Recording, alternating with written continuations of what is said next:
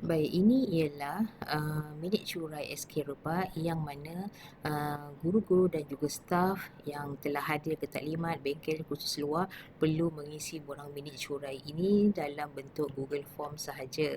Jadi mereka tidak perlu pun menulis ataupun melaporkan minit curai ini dalam format tertentu, kerana sistem ini dia akan terus auto untuk menjana laporan minit curai. Selepas sahaja guru-guru membuat pengisian dan mereka hantar, maka minit curai mereka akan terus dihantar ke dalam Google Drive ini. Jadi kalau boleh dilihat di sini, ini adalah senarai minit curai yang telah dibuat sepanjang tahun 2026. Baik, siapa yang akan baca?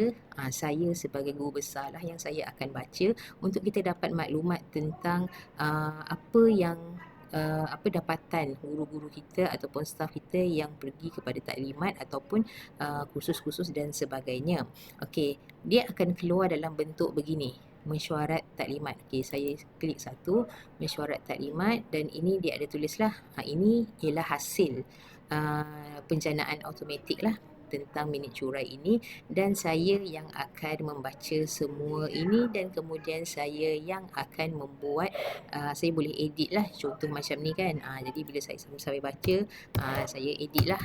Okay, saya edit, dan kemudian selepas saya habis baca, saya akan renamekan tajuknya. Okey, contoh macam yang lain-lain ni lah, yang lain-lain ni saya dah renamekan, maksudnya yang ini semua saya dah baca.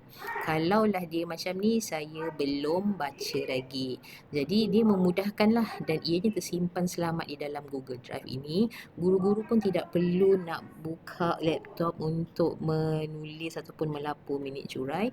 Tinggal mereka isi Google Form sahaja. Jadi kita target kita ialah untuk meringankan dan memudahkanlah kerja guru-guru ini. Okey.